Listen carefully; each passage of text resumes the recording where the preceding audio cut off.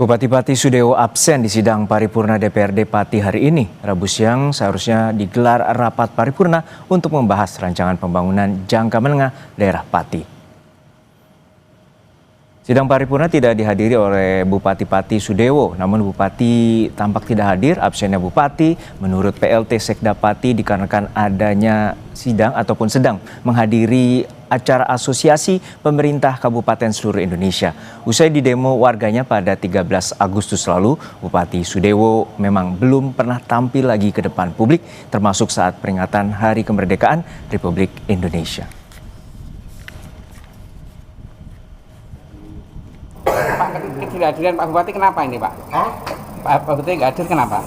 Ada kegiatan, beliau itu kan wakil ketua APKASI, Ya. Asosiasi Pemerintah Kabupaten Kota Seluruh Indonesia. Berarti nggak ada di Pati ya Pak ya? Enggak, hari ini. Pak, tentang pansus ada petunjuk Pak?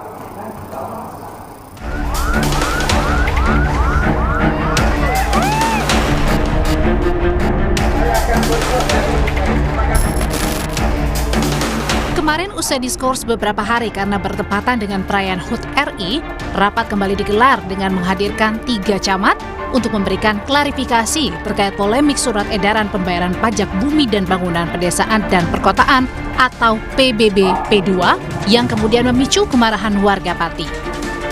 Mengawal pansus hak angket yang sedang bergulir di DPRD Pati, Jawa Tengah, warga membuat posko masyarakat Pati Bersatu di depan kantor DPRD Pati. Aliansi Masyarakat Pati Bersatu Saiful Huda berharap DPRD tetap memproses aspirasi warga memakzulkan Bupati usai Bupati menaikkan PBB P2 sebesar 250%. Persoalan Bupati Sudewo menurutnya bukan hanya kebijakan menaikkan pajak. Terkait pengawalan pansus itu bagian dari komitmen kami masyarakat Pati untuk betul-betul apa yang sedang berjalan di DPRD itu betul-betul berjalan sesuai realnya dan sesuai atas harapan masyarakat Kabupaten Pati, Mbak. Sehingga kami berharap DPR tetap berkomitmen atas proses yang sedang berjalan di pansus tersebut, jangan sampai mengecewakan masyarakat Kabupaten Pati, Mbak. Wakil Ketua Pansus sekaligus Ketua Komisi C DPRD Pati fraksi Demokrat Joni Kurnianto memastikan Pansus bekerja konsisten mengikuti mekanisme dan membantah anggota Pansus masuk angin. Semua anggota Pansus angket DPRD Pati, kita itu semangat. Dalam artian kita juga menghindari isu-isu bahwa anggota kami ini masuk angin. Jadi kami mulai pagi sampai sore kami membuka untuk akses untuk wartawan, pendemo, masyarakat ikut menonton. Baik itu live streaming maupun langsung, silahkan masuk, langsung kita transparan terbuka. Jadi bisa dilihat mana ada anggota dewan yang main-main, ya itulah. Rapat pansus angket DPRD Pati terkait pemakzulan Bupati Sudewo terbentuk usai warga menggelar demo besar-besaran menolak kenaikan PBB. Dan selain menuntut pencabutan kebijakan soal PBB, warga yang ikut demo juga menuntut Sudewo mundur dari jabatannya. Tim Liputan, Kompas TV.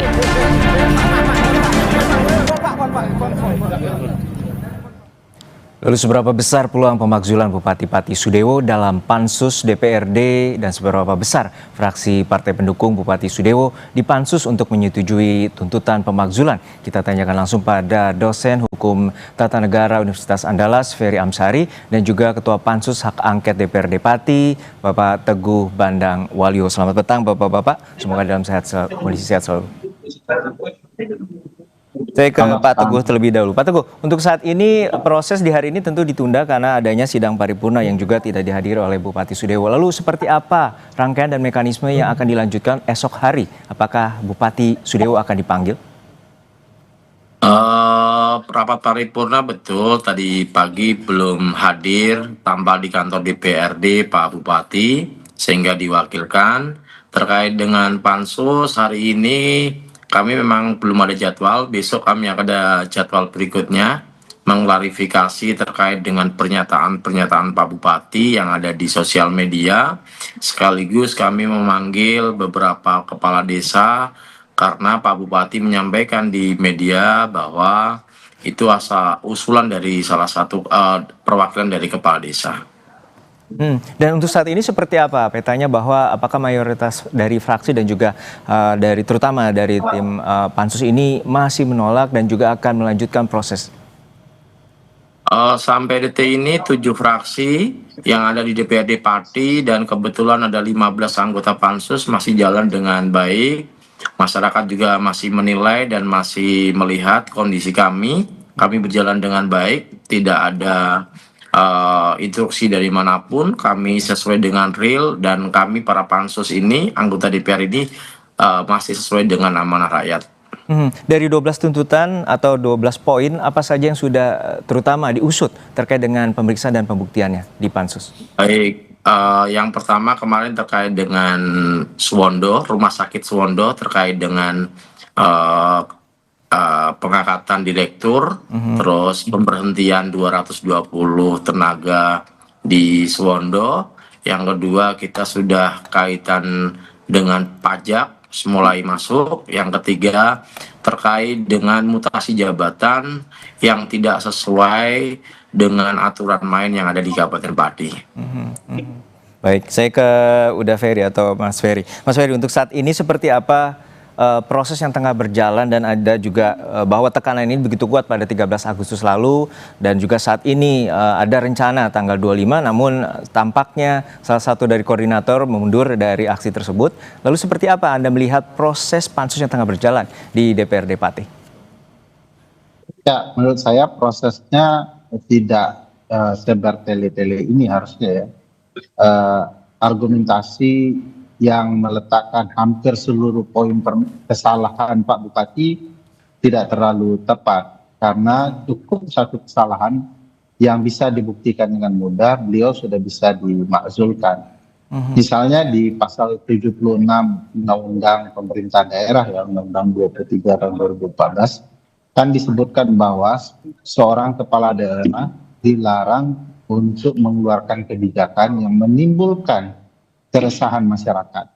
Di titik itu saja sudah cukup untuk menjelaskan bahwa sikap dan kebijakan Pak Bupati yang berkaitan dengan PBB P2 itu adalah sesuatu yang menimbulkan keresahan publik. Belum lagi sikap arogansi yang menyatakan bahwa jangankan 5.000 orang, 50.000 pun akan saya hadapi. Itu kan sebenarnya bisa dilihat sangat terang benderang itu dilakukan oleh Pak Bupati, dibuktikan dengan berbagai media yang ada, dan kemudian itu menimbulkan berbagai polemik di masyarakat sehingga terjadilah demo yang bikin isu itu. Bagi saya cukup satu itu juga, tidak harus semuanya gitu ya. Kan konsepnya sama dengan impeachment kepala pemerintahan ya.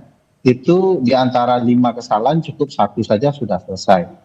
Nah, argumentasi harus mengumpulkan semua menurut saya agak janggal juga, karena tentu akan ada terbukanya ruang untuk lebih panjang melakukan penyelidikannya dan lebih panjang waktu membuktikan. Padahal bukti-bukti yang sudah nampak di depan mata itu sudah cukup.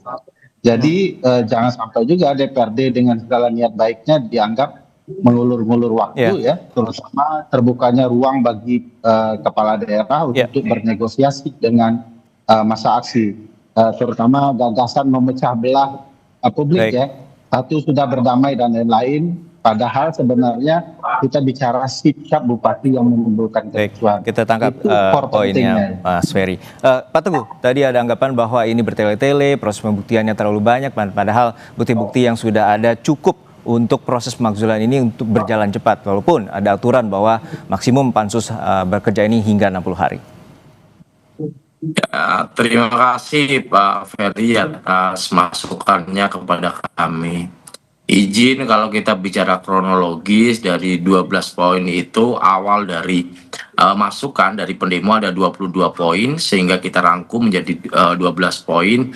Poin inti-inti sudah kita pelajari dan kita sudah konsultasikan kepada beberapa pihak, tim dari bagian hukum, terus dari teman-teman pendemo, bagian beberapa orang yang kita mintai pendapat terkait dengan hal ini. Sekali lagi, kami di posisi yang tidak mau main-main, tahapan itu kita lalui bersama dengan bagus, supaya tidak ada celah kekeliruan, dan kami akan menguatkan. Jadi kami khawatir kalau hanya 1-2 ini nanti kita kirim ke MA masih kurang kuat, sehingga kami punya keyakinan dari 12 itu lebih kuat. Ibarat sapu aja, kalau satu nggak bisa buat nyapu, kalau banyak ini bisa buat nyapu semuanya. Begitu, Mas. Tapi salah satu poin pentingnya adalah ini berdampak luas dan juga masyarakat juga kecewa dengan adanya sikap arogansi dari Pak Bupati Sudewo. Lalu seperti apa sebenarnya untuk dari pansus ini juga akan memastikan memanggil Bupati Sudewo di pansus hak angket? Baik, pansus hak angket ini kan terbuka ya, Mas. Kami tidak ada rapat tertutup, semua masyarakat bisa melihat, semua para media juga boleh masuk, tidak ada yang kami ditutupi. Terkait dengan pemanggilan Pak Sadewo, nanti kami akan melihat situasinya dalam pembahasan ini. Kalau memang diperlukan, kami harus mengklarifikasi, pasti kami akan undang Pak Sadewo. Ya, Mas Ferry, seperti apa tanggapan Anda bahwa untuk pemanggilan Bupati Sudewo itu apakah krusial untuk di pansus hak angket ini? Ya, yang merugi kalau Pak Bupati tidak hadir adalah Pak Bupati sendiri, karena itu kan hak dia untuk membela dirinya ya. Jadi kalaupun dia tidak hadir, mestinya pansus angket terus berjalan. Dan sekali lagi bagi saya mudah sekali membuktikan satu poin yang bisa mengubah posisi atau standing dari Pak Bupati. Jadi kenapa harus merangkum seluruh ruang pandangan masyarakat, sementara yang terang benderang itu sudah cukup untuk kemudian memberhentikan Pak Bupati. Saya tidak ada tendensi ingin harus berhenti ya, tetapi kan ini peristiwa faktanya terpampang di mata kita semua. Saya tidak terbayang kalau ada sikap bupati yang ditolerir yang kearogansiannya dengan menyatakan ayo demo saya dan segala macam. Baik. Kalau Pak Teguh ingat juga sikap Pak Bupati setelah munculnya hak angket adalah menyatakan saya ini tidak bisa dimundurkan karena saya dipilih rakyat.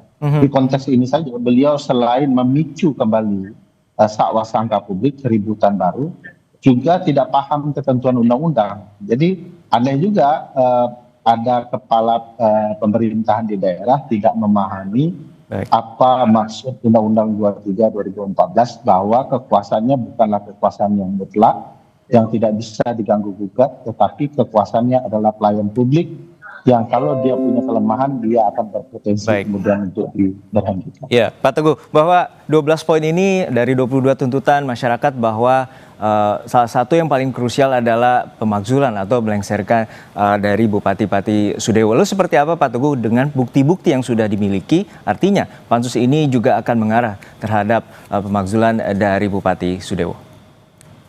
Baik, dari beberapa bukti yang telah kami kumpulkan, pansus ini kan punya tugas untuk mendalami, mencari bukti-bukti, mendalami apa yang menjadi krusial dari pernyataan Pak Bupati, terus kebijakannya. Salah satu yang paling mendasar juga bukti yang kuat adalah terkait dengan pengangkatan Direktur Suwondo. BKN itu sudah menyurati 3 kali, bahkan sudah diblokir.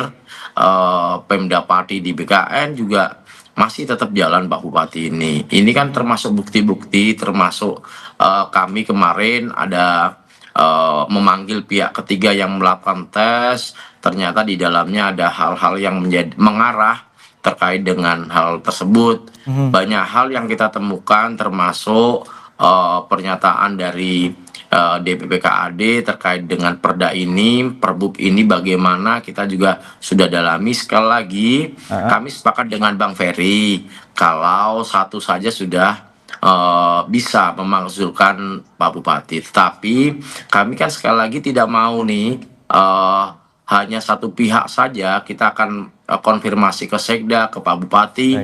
Kami kumpulkan datanya begitu. Artinya di termin awal ini sudah cukup bukti, artinya bisa lebih cepat proses ini?